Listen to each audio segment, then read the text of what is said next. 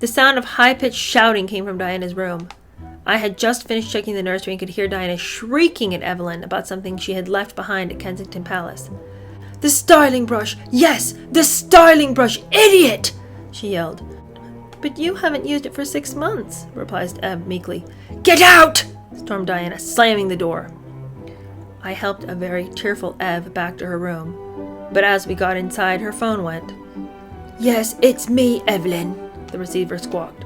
"Go into town and get me one. I don't care where you have to go as long as you come back with what I want." The phone was slammed down. I walked Ev quietly back, down the stairs and out to the car. She was gone for well over 2 hours, and when she returned with the brush, Diana had decided against using it after all.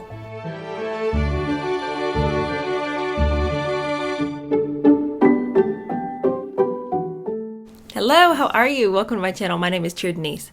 Now, the last time we talked, I told you that this was going to be the last episode, but now I'm not so sure because there's 5 chapters left, and I just don't know if I can get through all 5 in like an hour 20, and I don't want to rush it just to be like, oh, we're done with that. But say I'm going to the beach next week, and I don't want to do any work while I'm at the beach, and so I really wanted the book to end now, so I go to the beach, and then when I come back, we do the Kennedy book. I just don't know. So I'm going to read as long as I can for an hour, and then we'll just see, so like the next episode might be really short. Who knows? I might surprise myself and actually be able to get through it without talking every 5 seconds. Who knows? But then at the same time, if you wanted somebody to just read you a book, you'd get the audio book. We're trying to have a conversation here. So I don't know.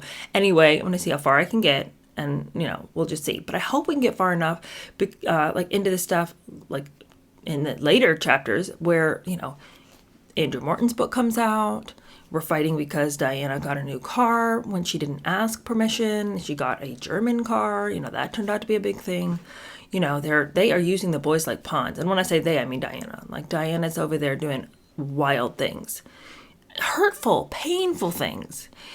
Charles is at the end of his breaking point. He's like having some ridiculous tantrums. But I mean, like, I understand why. Like, I get why he's so angry and so upset. So I'm not like pointing a finger at him, being like, what's the matter with this guy? Like, if I were in his scenario, I'd probably be rolling around on the floor having a fit. Like, it's bad all the way around. The staff are just, they can't handle it anymore. Poor Evelyn Dagley is in the crosshairs again. We got a lot to talk about in these next couple of chapters, and so I really want to get all of it in. But if I don't stop talking, we'll never get there. So let me just start. Chapter 15 is called Children in the Crossfire. Yeah, it's bad. The chapter begins by describing this sort of like strange scenario in which all of these people, Charles, his sister, Anne, Camilla, her husband, all of these people are sitting down around together and they're planning some kind of event. But it's very strange because like there's been like affairs and stuff happening in this set. Like everyone's sleeping with each other's husbands or wives. So it's weird. And Wendy's like, kind of an odd situation. She said loud guffaws of laughter pealed out from the terrace. The prince was holding a tea party for the 3 organizers of a forthcoming country show. And someone had just told a joke. All things considered, it was a very grown-up affair. For sitting in one corner, balancing a cup of tea on his knee, was Captain Mark Phillips, while opposite, his estranged wife, Princess Anne, was rocking her head back in laughter after a comment made by Brigadier Andrew Parker Bowles himself, one of her former escorts, and the husband of Charles' mistress Camilla. The prince looked relaxed in his cotton trousers and a short-sleeved shirt completed the group, Diana having gone out for the afternoon. Such a gathering seemed extraordinary, considering the complicated network of relationships between them. Yet at the same time wonderfully civilized. They'd gathered to discuss a future event, and each one seemed totally absorbed in the subject, with no hint of uneasiness about the other members of the company. Mark Phillips, his face weather-beaten and brown, was eating his way through a plate of sandwiches, as the others discussed sponsorship and team arrangements. And, businesslike in light-colored jeans and a check shirt, watched him closely as he discussed the shape of the course. 20 minutes later, Anne and Mark had gone, but Andrew Parker Bowles stayed behind for another cup of tea. Charles seemed relaxed and at ease with his former equerry, as the brigadier did with him. Both possessed an enviable sang-froid as they talked about the polo that summer. The name Camilla was not mentioned once. Kind of weird. I mean, I just will never be able to wrap my head around the way these people live. Never. Never in my wildest dreams. I cannot imagine sitting there with the husband of the woman who you're having an affair with, y'all are just drinking tea, talking polo. It's no thing. He knows you're having an affair with his wife. He knows it. It's not like, I wonder if something's going on with Charles and Camilla. How strange. I mean, he knows exactly what's happening. But he's just there for a second cup of tea because they didn't finish talking about, this play, that play, and the other. I can't decide if that's like extremely... No, I can't decide it. I was going to say, I can't decide if that's really enviable and like how mature of them, or if it's really twisted. It's twisted, you guys, okay? And I'm not going to sit here and tell you that, well, whatever makes your life work. Well, it isn't working. It isn't working. Like, it may be working with this guy who wants to turn a blind eye to what his wife's doing because he's got something cooking of his own. But it's not working for Charles. That's why his life is in a shambles, It's not working. So you might be able to find some people that are willing to like turn a blind eye to the realities of life, but the people you actually have to live with, the people that you owe something to, your wife and kids, it's not working with them. Anyway, the book continues. It says Mandy, Princess Anne's dresser, appeared at the back door with Peter and Zara Phillips. They'd come to play with William and Harry and were hoping to watch their Uncle Charles play polo at the Cartier International Tournament. It was a scorchingly hot day, and Diana had originally said that she would take all the children to the match. However, she had heard that the place was swarming with photographers, and she asked the boys if they would mind giving it a miss. "I just don't think I can handle it all today," she explained to them. "We'll be followed around all over the place, and that's not much fun, is it?" Leaving Jessie to watch over the children, who were by the pool with the princess, Mandy and I and a couple of others took the tandem and some bikes out of the shed and headed off for a picnic. It was the most beautiful afternoon, the fields scorched yellow in the baking heat, and we soon found a perfect spot. Mandy spoke about her work at Catcomb Park with Princess Anne, and how awful the atmosphere had been between the princess and Mark Phillips when they were living there together. The parallels between the turbulence of Catcomb Park and that at Highgrove were all too obvious, and the four of us worried about the state of the young royals' marriages. Royal staff do not gossip to outsiders because it is strictly forbidden. However, when they get together, it is inevitable that stories and anecdotes are exchanged. Woe betide any royal who believes he or she can keep secrets or moods from their staff, because the sad truth is, they can't. One cross word to a footman in Buckingham Palace, or put down to a nanny at Sandringham, and the household grapevine rumbles into action. Mandy, like everybody in royal service, had heard about Charles and Diana's rows, scenes, and affairs, and like us, all knew the difference between public image and private reality. "The one tremendous thing about Princess Anne, though," she said halfway through a peach, "is that she, out of all of them, is remarkably consistent. If she wakes up in a bad mood, then you know she's not likely to hide that from the people that she meets during the day. Nothing like the saint you work for." We laughed and nodded our heads in agreement. The following Saturday, Charles was playing polo yet again, and he went on to attend a performance of Don Giovanni with some friends. Diana, who loved opera, appeared not to have been invited, so she arranged for another barbecue to be set up, this time near the pool. This is going to be an interesting affair, because by now the staff realizes that they are all pawns in her game. If she's feeling low that day, she's going to use them to bring her spirits up. If she's feeling particularly annoyed that day, she's going to use them as her punching bag. I mean, she's just constantly using them for her own emotional irregularity. And this is a situation that kind of falls under that. Now, it's not overtly negative, but it leaves everybody feeling like, what just happened here?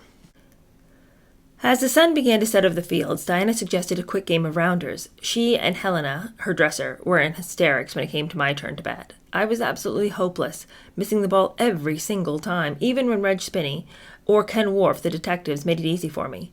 The fact that I had no ball sense at all, coupled with the infectious giggling, put me off so much that we all ended up in a heap on the ground.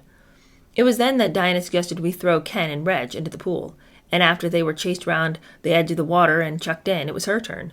Diana squealed and shrieked hysterically as Ken and Reg took her by the arms and legs and threw her in, then advanced on the rest of us. Eventually everyone ended up fully dressed in the warm water, Tigger and Rue barking furiously at us from the side.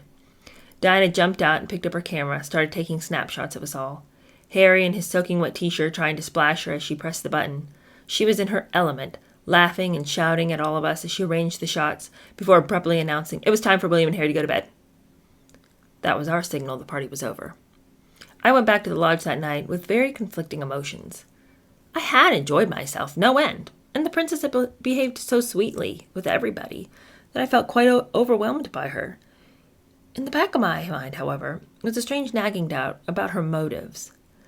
I'm not a cynical or calculating person by nature, but instinctively I felt that there was something contrived about the whole affair, as if we were being bought off one by her friendliness. I discussed what I felt with a few of the others the next day, and was surprised and relieved to hear that they felt the same. So because here's the thing. Diana knows that it's all a battle royale between she and Charles, and if she can get the staff on her side, if she can get them sorry for her, she sits at the top of the stairs sobbing so loudly that everyone in the kitchen can hear, then it makes her feel like her position in life is validated, that she doesn't need to change anything about what she's doing. Because look, there's all these people over here who are on my side. Just ask any of them. They're all on my side. So it's like her constantly being kind to them, and she's always setting up barbecues in like the royal area of the garden where they're not allowed to go, to show them like, I get you guys, I'm like you, it's like, I'm not going to be like one of these stuffy royals or anything. But the problem is that when Charles shows up, she's not still willing to be that way. She's not still willing to advocate for them. Later on in this series of chapters, she has set up a barbecue for them in the royal part of the garden, but then Charles shows up, so they quickly move the party over to the stable yard where they were allowed to go. And it's, if she genuinely cared about them, or genuinely felt that it was their right to be in certain places, she would have advocated for them then. But in Charles's absence, that's when she does all of this do-goodery amongst them and this glad-handing. But she's not always that way when Charles is there. So it just makes it seem less genuine. But also, she'll be talking to you one minute, freezing you out the next. I mean, there are people like her own nanny. She went from like, she would not even exchange a word with her nanny, sometimes for like 3 months at a time. If it had come into her head that there had been some minor injustice, or she had contrived a story in which she'd been betrayed in some minor way, then, I'm done with you. So Wendy is right to be like, well, what was the deal with that barbecue? Anyway, the book goes on to talk about their family photos, which I wouldn't say it's not that they didn't go well. It was an awkward affair because they're not a family, so what are we dressing up for? It says Monday was to be a very busy day. Lord Snowdon was traveling up to Highgrove to do group pictures of Charles, Diana, and the boys for official portraits and Christmas cards. Snowdon, a most charming and delightful man, had discussed and agreed the way that he would approach the pictures with them beforehand, but, of course, at the last minute, Diana wants to do something different. Diana wanted to wear her riding clothes like the boys. Unfortunately, hers were in London, and Ev was dispatched to pick them up. Hours later, she returned out of breath, and the princess and the boys went upstairs to change. A picnic hamper had been prepared, along with a bowl of fruit, plates, and cutlery for the outside shot under a large tree. As Snowdon finished arranging the props, which included Smokey the pony, Diana, William, and Harry came out of the house in riding clothes. Charles had not bothered to dress up, and remained in his casual shirt and trousers. I'm afraid the whole thing looked really exceptionally stage-managed. And the pose of happy families did nothing to convince the press. The fact that Diana was in riding gear astonished us, and we wondered if there might have been some coded message to a certain riding instructor who would see the pictures when they were made public. That's the exact same thing I thought for Wendy even said it, In my mind, I was like, we all know what's going on here. But how middle school? What realms of immaturity and foolishness are you mucking about in when you take the opportunity of your family photo to send a little message to your boyfriend? I can't. Okay. Regardless. Harry was happy to be placed anywhere and responded enthusiastically to Snowdon and his assistant's commands. William, however, dressed in a tweed jacket and light-colored trousers, appeared miserable, thanks to a heavy dose of hay fever. The attack came on quickly, and only a few minutes into the shot he came running into the kitchen looking for his drops.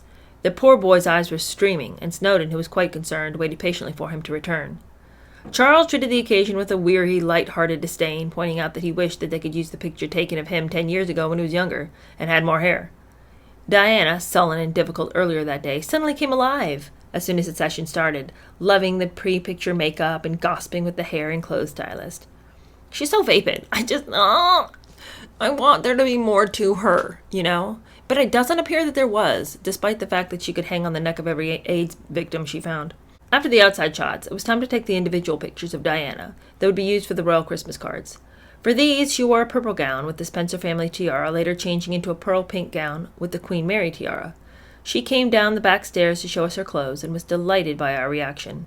She looked absolutely wonderful in the dresses. Her skin glowed and she was in perfect condition. "It's just the makeup," she said modestly, but she knew she looked terrific. Please. Okay, well, now we're going to move on to some of the house guests that stayed. You know, she's often sort of just throwing in these little stories about various people who stayed, famous people. This time it's Emma Thompson. She says, apparently Emma Thompson loved Charles's garden and was very enthusiastic about it. And she asked Charles had he planted it himself. By the way, if you've ever seen pictures of the Highgrove garden, I mean, currently, I mean, they were beautiful back then, but like they were still beginning. I'm not telling you guys anything you don't already know, because I know you guys know this. I mean, many of you who watch the show are from England, and you know, you're aware of what you all have. But I, doing research for this, was looking at pictures of the Highgrove gardens, blown away. I mean, blown away. I can see why he was so obsessed with them. I mean, if you had this oasis to go to, you'd be obsessed too. Anyway, Emma Thompson liked it. She was staying overnight with her husband, Kenneth, and they were accompanying the prince to the theater in Bath. A handsome girl, she was obviously bright and had immediately ingratiated herself with the prince. Kenneth was slightly more diffident than his wife, but Eric and Poppy Anderson, who were mutual friends, were there to smooth the social part of the evening.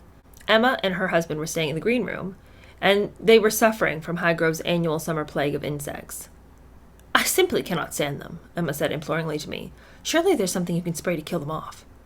I explained that all man-made insecticides had been banned by the prince, who took a very green line on these matters. Both seemed thrilled to have stayed at Highgrove, and actually to have had breakfast with Charles. As they left, they appeared to be walking on air like two young teenagers who had just been given an autograph by their favorite star. Yeah, I'm sure that would have been nice. You know, it's so funny to me how the world truly has changed since the 80s. Because I see Prince Charles' desire not to be spraying poisonous chemicals around the house to kill the insects as, like, you know, good for him. But it's weird to think that there was a day when that would have been looked at as, like, he's so odd. Why wouldn't he want to spray the insecticides? He wants the gnats and the bugs. What's happening? You know, it's like, in my mind, it's like, okay, yeah, but he's trying not to kill his kids too.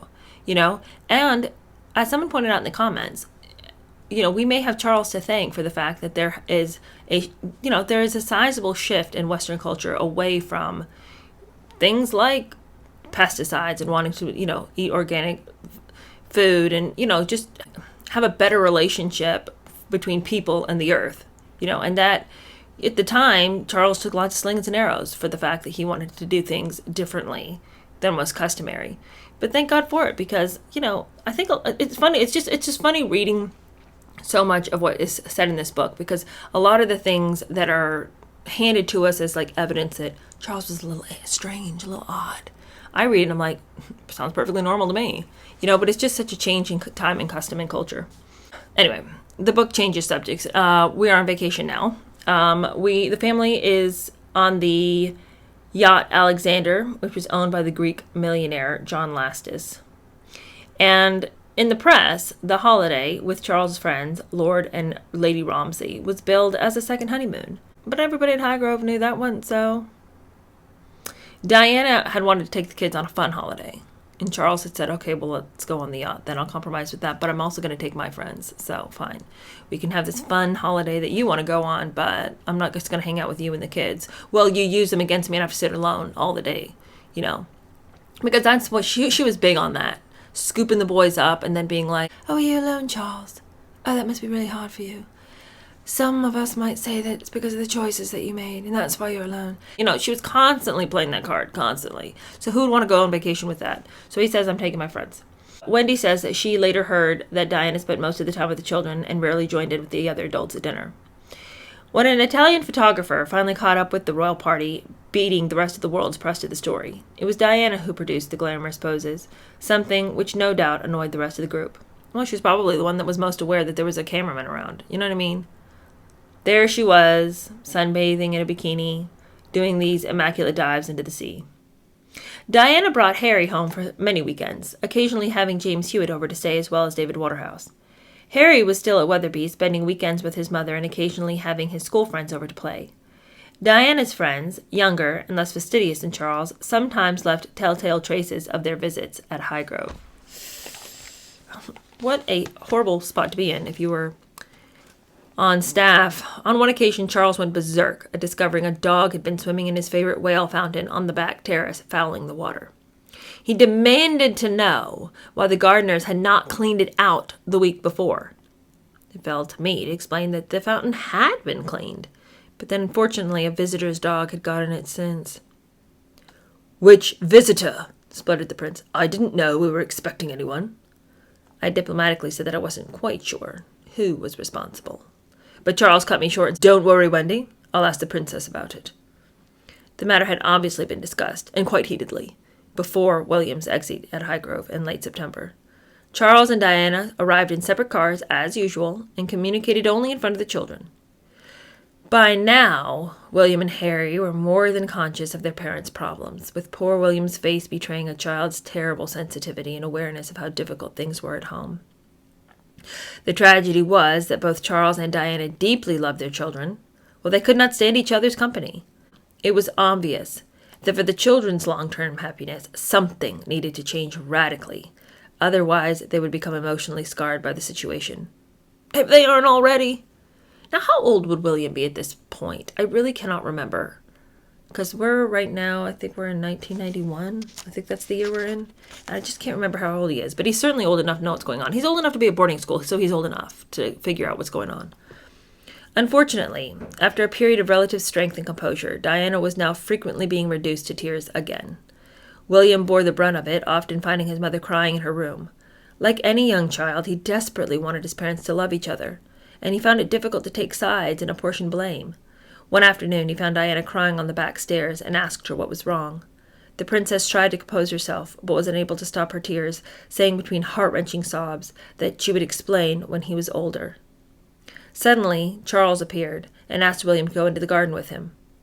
William, by this stage close to tears himself, turned to his father and shouted, "I hate you, Papa. I hate you so much. Why do you make Mummy cry all the time?"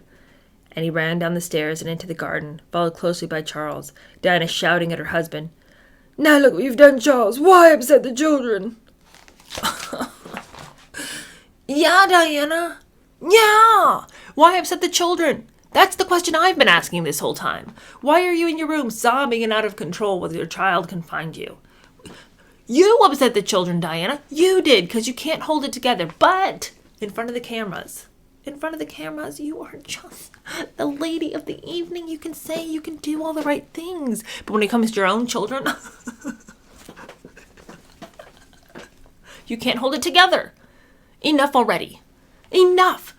And, and what a way to twist the situation, Poor William has just had a breakdown screaming at his dad because he feels like that's the only way to solve the situation, because he truly believes that, his father is all at fault because of probably whatever poison she's been pouring down into his ear. And then for her to take that moment, he's already in a bad situation. Poor kid's already confused. And to twist it even more and be like, "Why hurt the children, Charles? Why?" Enough. It's just like...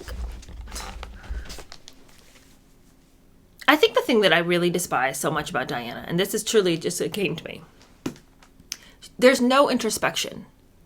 There's not a moment that we see in which she sits down and takes stock of what she has done and the part that she's played. It's constantly, it's that person's fault. It's that person's fault. I'm just not going to talk to you anymore because you bug me.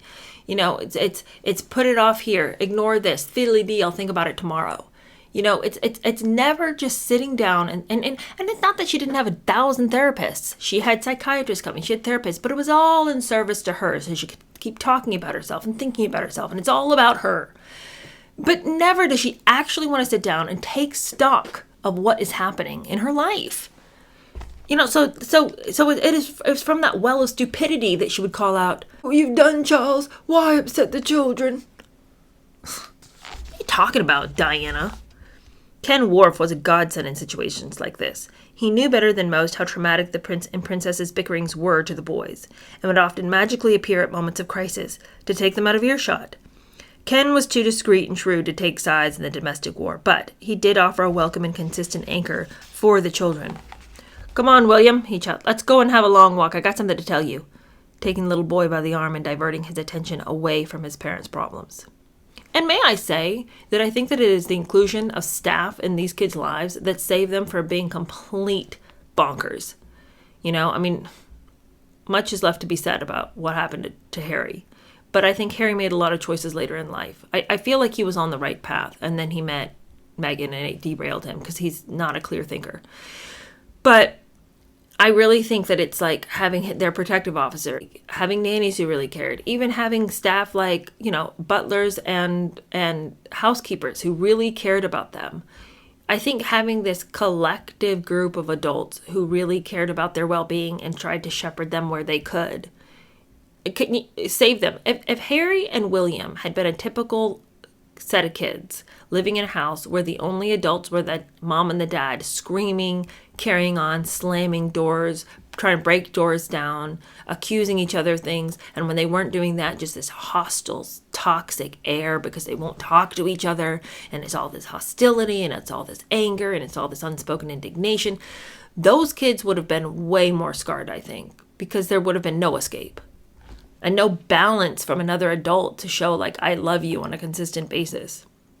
Okay, well, Charles and Diana might as well have been living in separate houses. The amount of time they spent together in the communal part of Highgrove. Charles spent the days in his garden and the evenings going over his official bags, while Diana mooched around the house listening to music and watching TV.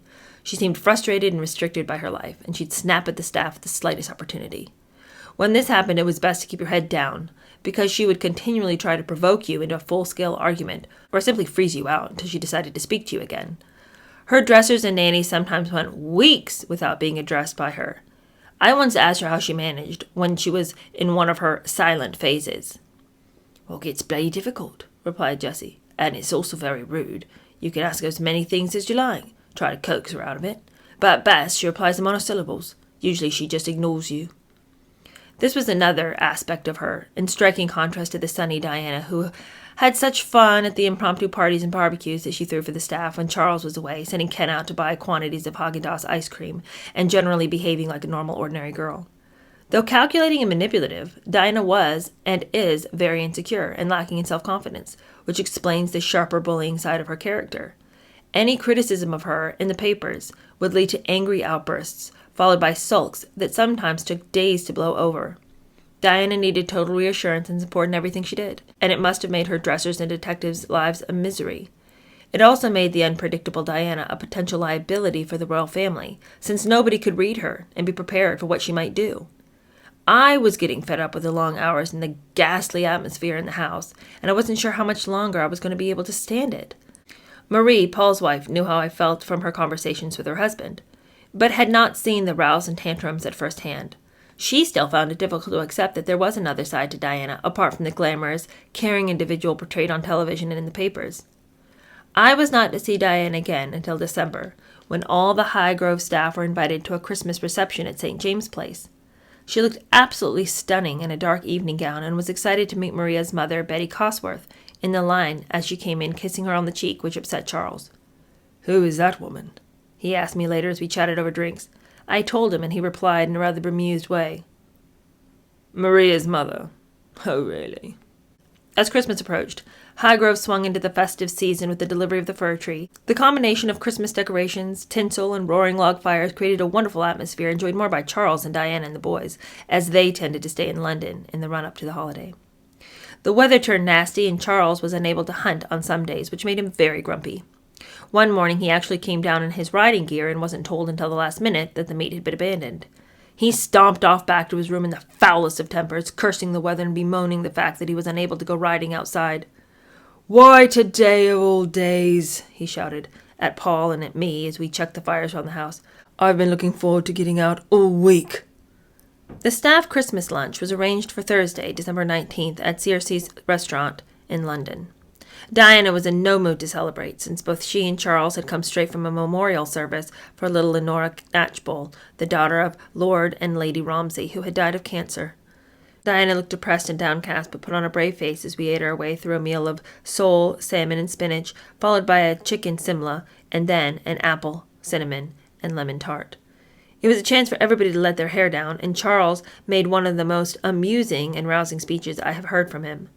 There were the obvious in-jokes about various detectives and difficult butlers, and he ended with his usual, "You are my ambassadors," which always helped raise morale.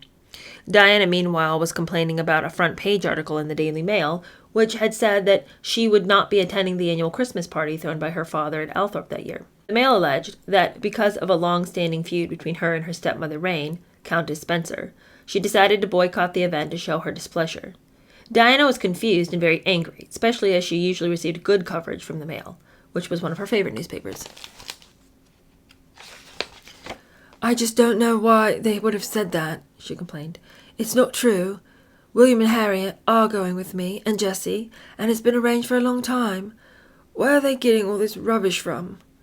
Of course, I had no idea, as none of us did. So all we could do was nod and shake our heads whenever it was necessary to do so. There was no use Diana's denying that she disliked her stepmother. That was abundantly obvious from the horrified expression she pulled whenever her name came up in the papers. What really annoyed her was the story suggesting there was a tougher, more manipulative side to her character. Right, because she doesn't want anybody to know about that part. She can hate her stepmom all she wants, but nobody ever better find out about it. You know, she can use and abuse her staff, screech at people, act ugly, freeze people out, but nobody ever better find out about it, right? And suddenly, she's not upset about her behavior. She's upset that now people know. The following day, Charles returned to Highgrove alone, leaving early the following morning for a private engagement. Maria, Lyda, who worked as a cleaner in the house, and I worked all morning, getting the beds changed and washing the towels and the bath mats. The Christmas tree was taken down in the hall, and the house cleared of all its decorations. "Oh, wait a minute," said Lyda as we finished tidying up. "Isn't it meant to be bad luck to take everything down before Christmas Day?" Maria and I laughed, telling her that she could do all the work herself on Boxing Day if she liked. But as far as we were concerned, we wanted to spend Christmas at home. It was only later on that I remembered what Lyda had said, and how extraordinarily prophetic her warning had been. No matter how bad the problems of 1991 had seemed, they were nothing compared with the events of 1992, the year of separation. Chapter 2. This is called The Row About the Mercedes. The phone rang in the pantry. It was Diana, asking for a dinner tray for two. "William and I will eat upstairs, please, and Harry will have his tea in the nursery," she explained. "We're all tired, and William go to bed after he eats with me." It was the last weekend of the Christmas holiday, and William was apprehensive about going back to Ludgrove. Harry had already started at Weatherby, and as a day boy was quite happy to return. For William, however, the beginning of the term was always a tantrum, and an unwelcome change from his holiday routine. Although he always settled quickly once he had got over the first few days, William was, and is, more sensitive and a shy child, and more than people realize. He liked being with his mother and father, however problematic and upsetting their rows could be, and above all he loved being in Scotland and Sandringham with the court. He and Harry had arrived with Jessie earlier that afternoon, and had raced outside in their jeans and thick sweaters to chat and play with their father, who was working in the garden. Charles knew how apprehensive his older son became before the start of school, and spent a long time encouraging him in building up his confidence, as he and Harry accompanied their father round the flower beds into the potting sheds. Both boys giggled as Charles recounted stories from his own school days, telling them about bullies and nasty schoolmasters of his generation. "You've got to remember, there are good and bad days for everyone at school," he assured William. "You'll soon settle in again once you have caught up with all your chums." It's a sort of conversation thousands of fathers have with their young sons the night before term starts, and one over which Charles took time and care. At 7 p.m., Diana and her detective Ken Wharf arrived, the princess shouting out William's and Harry's names as soon as she was inside the house. The boys ran up to greet her, and all three went up to the nursery for their early evening bath. Charles walked in from outside and padded through to the kitchen, where he explained that he, Diana, and William would have dinner downstairs in the sitting room that evening.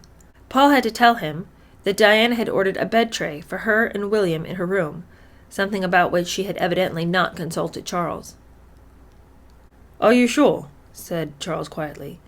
"I thought we were all going to have dinner together this evening." He picked up the phone and rang through to the nursery. His face looked troubled and perplexed as he spoke to his wife. "Right," he said softly. "Well, will you please tell them that I'll be up to say good night in a moment." Charles ate his supper alone, William and his mother eating theirs in bed together with the television on. What? Why are you putting your kid in your room, away from his dad, in front of a TV, rather than having a nice, stabilizing dinner before he has to go back to boarding school? How could you be so dumb and selfish as a mom to be like, oh, he's already feeling worked up and anxious. I'll just remind him that his home is not a safe place by holding him up in this room with a screen in front of his face and leaving his dad downstairs to eat a solitary dinner. That'll make him feel a lot better. Could you not put aside her issues just for one night to make sure that her kid had a good night before he went away when he was so evidently stressed out, nervous, and agitated and anxious about going away to boarding school? He didn't like it. He didn't enjoy it. He hated it. Not the whole time, but the going back part was hard for him. Why would you make it worse? Selfish. I can't handle it. Diana's decision to have the meal in her room was a cruel blow for the prince, and an increasingly common stunt that she would pull to keep William and Harry away from their father. We used to think it disgraceful how she would involve the boys in the marital politics, no matter how unhappy she was with Charles. She knew Charles would be left alone downstairs. It did little for the atmosphere in the house, and ultimately was not doing her sons any good, as they became caught up between both parents. Such behavior also seemed so unfair, considering her own childhood. Diana, herself the victim of a broken home, must have known the dangerous emotional effects on young children, but didn't appear to have learned from her own experiences. Same thing I've been saying, preach it, Wendy, preach it. That is the truth. It's what we all can see. That is what we all don't understand. Imagine the colossal self-interest it would take to know the pain of a childhood spent with parents who hate each other, and it just, marched right back into that foolishness. Learning nothing from your past experiences, because right now in this moment you've got to get back at Charles. That matters more than anything. But why? Why would it matter more than the happiness of your kids? And how can you go out there and be like, my boys mean everything to me? Meanwhile, you're like, William, you and I are going to have a tray. Harry, you're with Jessie. None of us were with Papa. He's going to be downstairs tonight. It's all right. He wants to be downstairs. He probably doesn't even like to eat with you. Remember all the times he's gotten upset with you for spilling things? Well, that's why I don't want you with him. He's unhinged. I don't want him to spoil your last night at home. So he can just be down by himself and you can be with me and it's safe here and we'll watch our favourite show. The worst. That evening, Jessie seemed very fed up as we chatted in the dining room over a glass of wine. Sandringham had been an absolute disaster, according to her. The princess spent most of her time crying, she said, shaking her head. And of course the boys are spoiled rot by the court. I just don't know why she keeps on going up there with the boss if it's going to be so miserable for her. Of course, we all knew the problems. Diana hated holidaying with the Queen in the main Buckingham Palace household because she felt uncomfortable in such a large group of people. Jessie said that Diana had hardly spoken to anyone and locked herself away in the room to listen to music and watch television. It's almost as if there's no turning back for her now, said Jessie. How can she ever be expected to be one of a main group again, having behaved so strangely in front of them all for so long? All of us listened quietly as we were told how Diana, close to tears, had hurriedly left one meal after the other, leaving Charles bewildered and embarrassed by his wife's behavior. We were beginning to understand that she felt as an outsider in their company, and could not help but react in an emotionally volatile way any time she felt under pressure. Unlike Fergie, who was perfectly at ease in big social gatherings, Diana found the prospect of large house parties intimidating. It was easier to drop out of everything rather than suffer the humiliation of not feeling totally accepted by the people around her. Added Jessie, with the boys joining in with the other children, she literally had nothing to do to interest her. The whole time there was grim for everybody concerned. The following morning, Diana took William out for shopping with Ken Wharf, returning to Highgrove with a large fish platter she'd bought for her mother. William had bought a Mr. Bean video, and since their father was out for the day, both boys watched it with their mother in the sitting room during the afternoon. Charles would have been horrified to hear that his sons had spent the day in front of the television. He frequently asked them to switch it off if he caught them watching during the day. When this happened, Diana allowed William and Harry to use the set in her bedroom, both boys darting up the back stairs by the staff dining room to avoid being detected by their father. The deception, the constant and frequent, let's trick Papa. He said you can't watch it, but that's fine. Just go and watch it in my room. He won't know. It isn't a big deal. Papa is just old-fashioned, and he doesn't want us to have any fun. I mean, look at him. He's just out in his garden. You know what you'd be doing if you weren't watching this video? You'd be outside weeding the garden with your father. Is that what you want? I don't think so. Just go upstairs. It's not a big deal. Well, it is a big deal. You're teaching them to lie. Harry was usually in bed by 9 p.m. and William's allowed to stay up a little later. Since this was to be William's last night at home before school, he came down for supper with his father in the sitting room, Diana having her own bed tray upstairs again in her room. Quite what William thought of this arrangement I do not know, but it certainly seemed painfully sad that the parents could not bring themselves to eat together for their son's last night at home. The one thing that did bring them together, however, was William's reluctance to go back to school. Diana was taking him that Sunday right after lunch. William came into the kitchen to say goodbye to me and Paul, trying desperately to fight back the tears. It was heartbreaking to see him, and both Paul and I embraced him and said that we were all looking forward to seeing him again soon for his first exit. Everyone tried to cheer him up, but it was no use. By now the tears had started to roll down his face, and several of us felt close to tears ourselves, which was the last thing he needed. Charles called out to him from the hall and gave him a long hug as Diana waited to get into the car. Both talked quietly and affectionately to their son as he said how much he wanted to stay at home. "I know exactly how he feels," said Charles to me as the car pulled away. "I went through exactly the same feelings myself before the start of every term. It doesn't make it any easier, of course, being who he is. Life can be made so very difficult." Charles went out for dinner alone that night and returned well after midnight despite having a 7 a.m. call the following morning. Diana rang soon after he left and asked to speak with the prince. She seemed surprised that he'd gone so early and didn't appear to have any idea at all about his movements. "I don't know what's going on," said Paul when I told him about the call. "That poor girl." I had asked how William was when Diana rang, and she said that she was very concerned about him. "So difficult for him, Wendy," she said. "I don't think anyone really understands what it's like being caught up with the royal family." I thought her choice of words strange. Caught up seemed to imply that the position in society was almost a curse rather than a privilege. "Anyway, there's going to be some changes soon," said Diana, "and one of the first is going to be my new car. You'll see when I come up the weekend after next."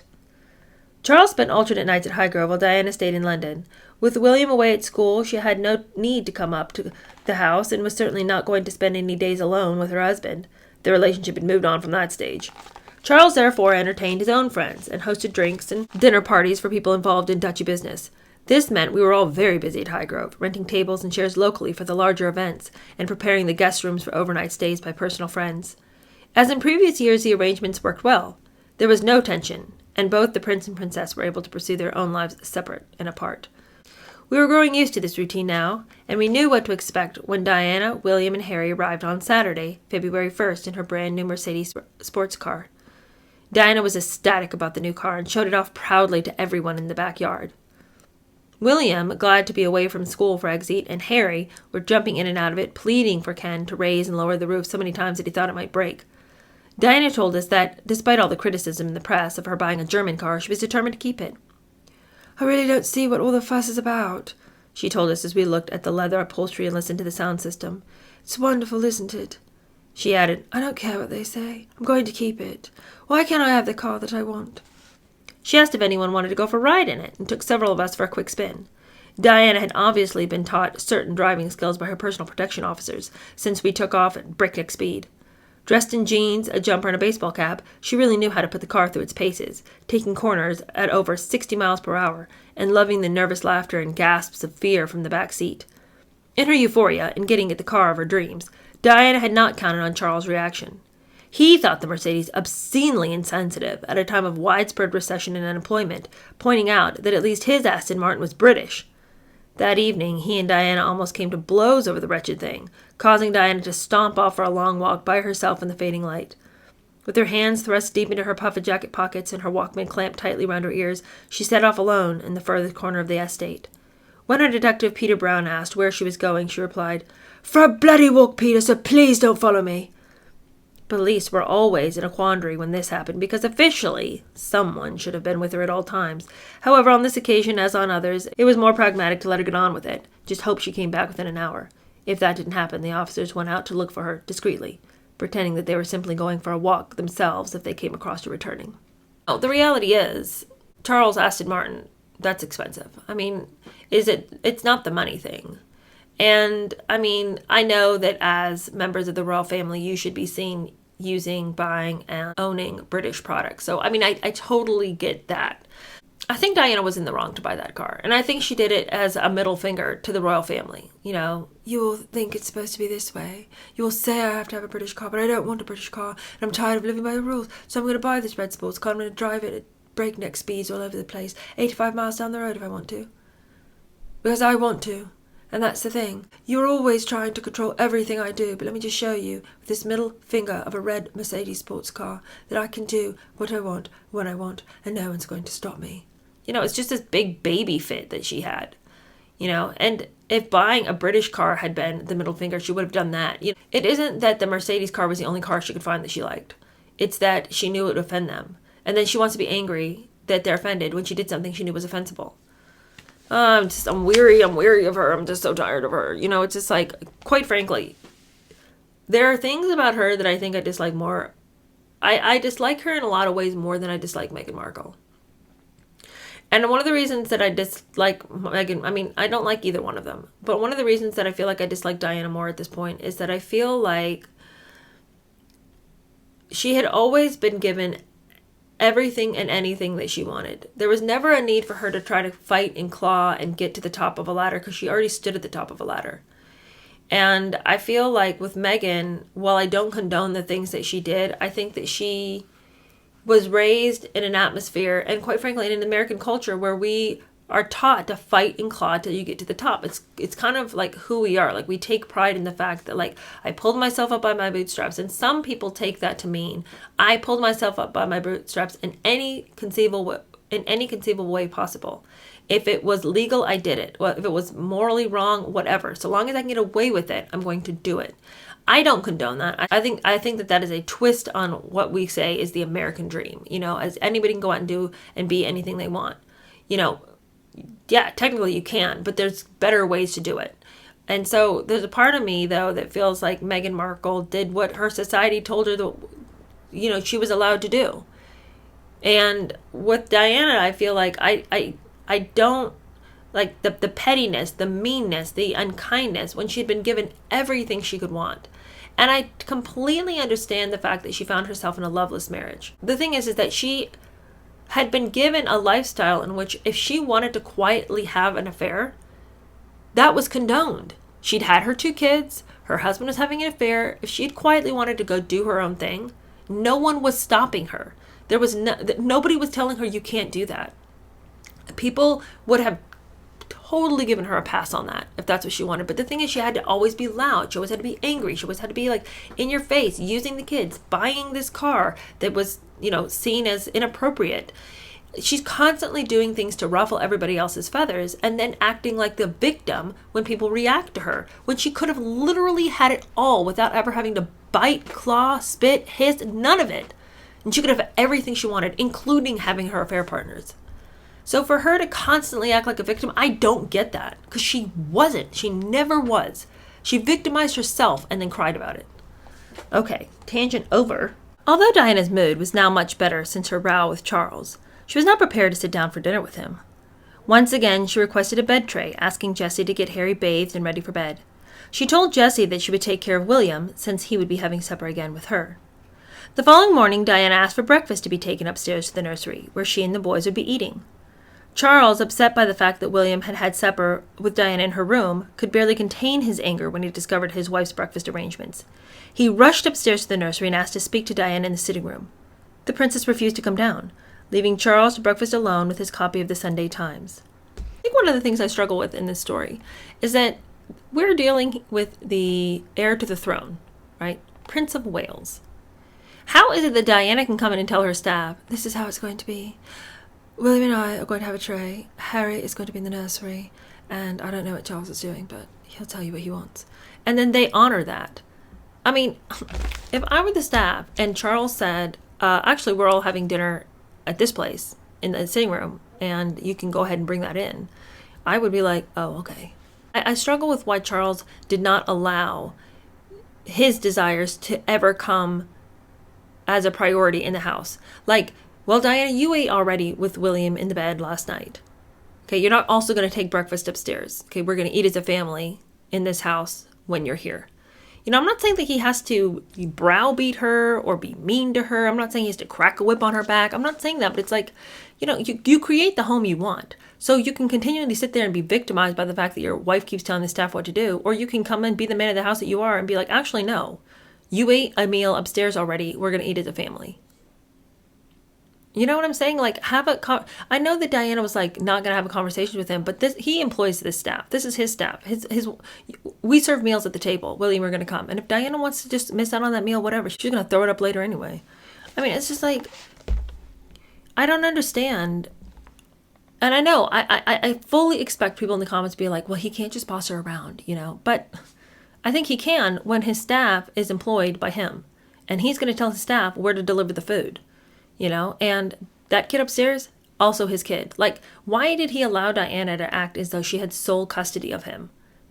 And I know he doesn't want a big fight and everything, but everyone's fighting anyway. You might as well fight for the right things instead of laying down taking it all the time. So as much as I completely sympathize with him about the fact that it's very difficult, I also think that there were so many times when he became a doormat to the situation, and he needed to stand up for his rights as a father and say, actually, we're eating downstairs today for breakfast. You ate upstairs yesterday. It's not that hard. Later that morning, as Diana and William watched Harry go for a short ride on his pony, I helped Jessie clean the nursery bathroom and make the beds. She hasn't spoken to me since Christmas, she grumbled as we changed the sheets on Harry's bed. I've absolutely no idea what's wrong with that daft girl. She just picks people up, drops them, for no apparent reason at all. I asked Peter what was behind the latest tiff, and he said darkly that Diana thought Jessie had betrayed her trust, whatever that meant. I explained to him that Jessie didn't know what she had done to upset Diana, to which Paul replied, who does have the time? The whole situation seemed so silly and unsatisfactory, with Diana gossiping and telling her butler one thing, yet not being strong enough to confront Jessie with her grievance. I decided to keep well out of it. That afternoon, after the most gruesome lunch together, where hardly a word was passed, Diana returned to London with the boys. She was in floods of tears as Peter Brown took the wheel, William and Harry sitting subdued and confused in the back seat. The princess tried to wipe her eyes dry with a tissue as William put a comforting hand on his mother's shoulder. It was very foggy outside, and as Peter turned on the car's lights, I saw Diana put her face in her hands. Prince Charles did not come out to say goodbye. He was on the phone to his office at St. James, leaving at 4:30 p.m. for a dinner with the Prime Minister, John Major. Again, putting your children in the crosshairs as you weep, wiping your eyes, you can't pull it together, body convulsed with sobs. What if you just tried not to put your kids in that emotional upheaval? What if she, like I've said before in previous episodes, if she was just completely incapable of it, that, she was crying all the time in public, completely emotionally unhinged at every turn of the way, well, you could be like, well, she just couldn't. I mean, something was wrong. She could not pull it together. But the fact that she can pull it together for the public, but she cannot extend the same courtesy to her kids, shocks me. And it just says to me, like, I don't want to question her love for her boys, because everyone said she did love her boys. But what about this, you guys? Now, this is really cynical, okay? So, but listen to me. Is it possible that she loved her boys because they were a diversion from the fact that she had royal duties to perform? So when she was with a bunch of people, she could use her boys as an off-ramp when it got socially uncomfortable for her. And so yes, she loved the boys because they helped her get away from awkward situations. But the number of times that she uses her boys for her own, in her fights, makes me just feel like she didn't really love them. I'm not saying she had utter disdain for her kids. She just used them like pawns. But I'm just saying that her behavior doesn't seem to me like somebody who would put her kids first. And isn't the mark of love to put somebody's interests above and over your own? When did she do that? I truly cannot think of one scenario in which I have seen Diana put her kids' needs above her own. Not even one. If you can, please comment. Please tell me in the comments a time when Diana put her boys' needs above her own. Because maybe I'm forgetting something. It's totally possible. I have a really shoddy memory these days. But really and truly, I don't recall. So please remind me, because I would like to remember a better thing, because I'm getting disgusted. Okay, continuing. Charles had promised to take Patty Whiteland out to celebrate his 79th birthday, and on Thursday, February 6th, he took the old rogue out for a hunt supper and get-together at Padminton.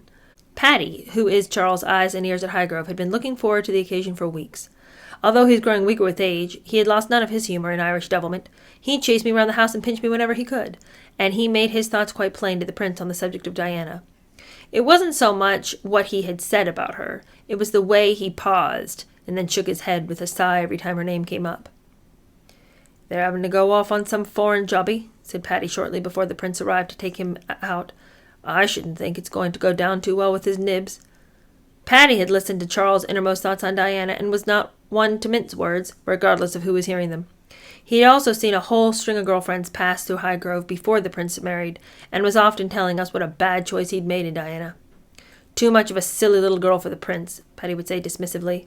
"What the boss needs is a woman." And Patty, as we all knew, was aware of who the prince's special women were.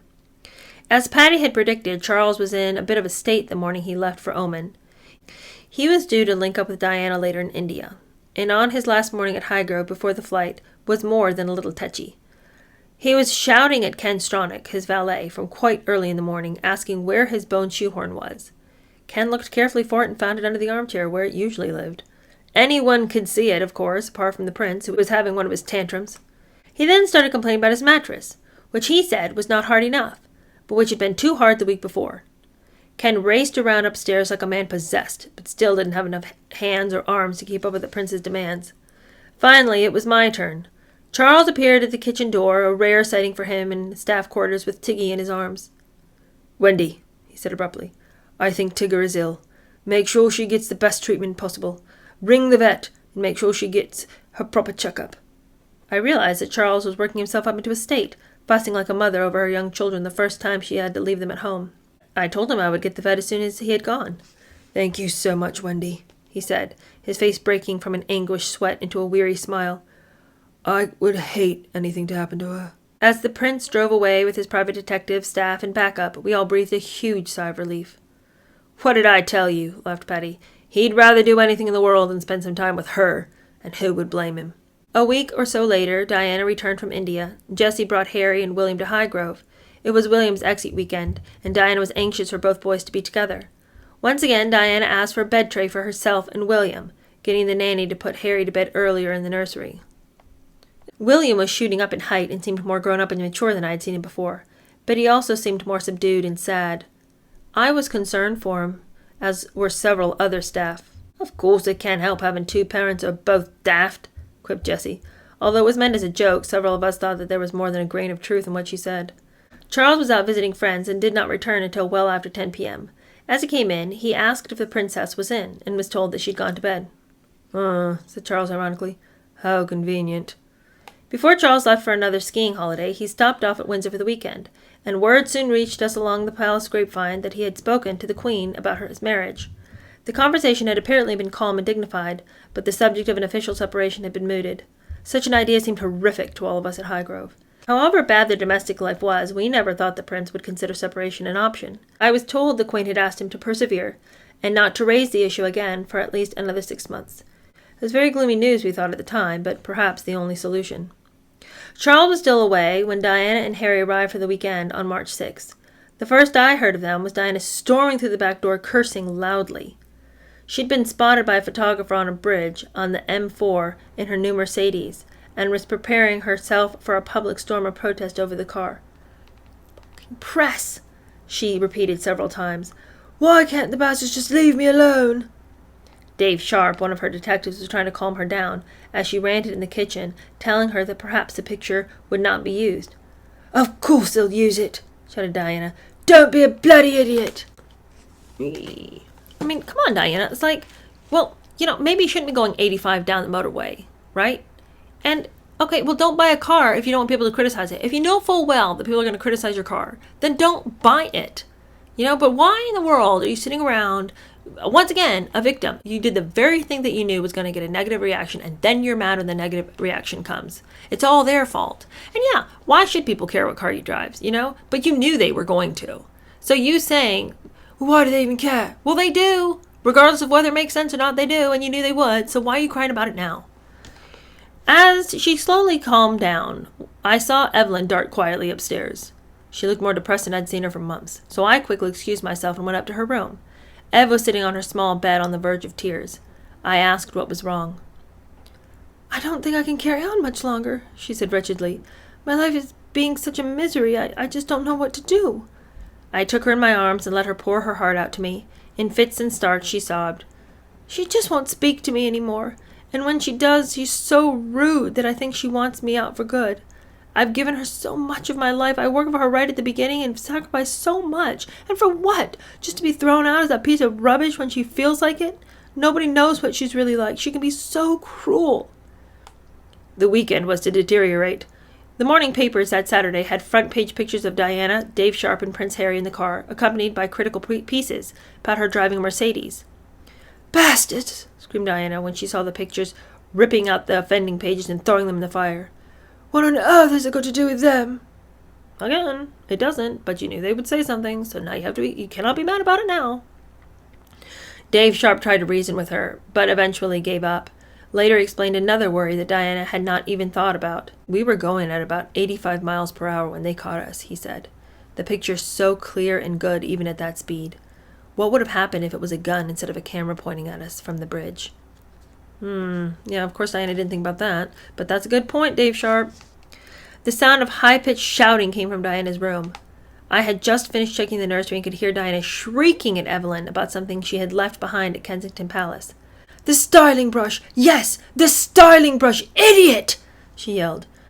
"But you haven't used it for 6 months," replied Ev meekly. "Get out!" stormed Diana, slamming the door. I helped a very tearful Ev back to her room, but as we got inside, her phone went.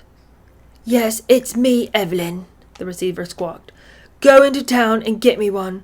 I don't care where you have to go as long as you come back with what I want." The phone was slammed down. I walked Ev quietly back, down the stairs and out to the car. She was gone for well over 2 hours.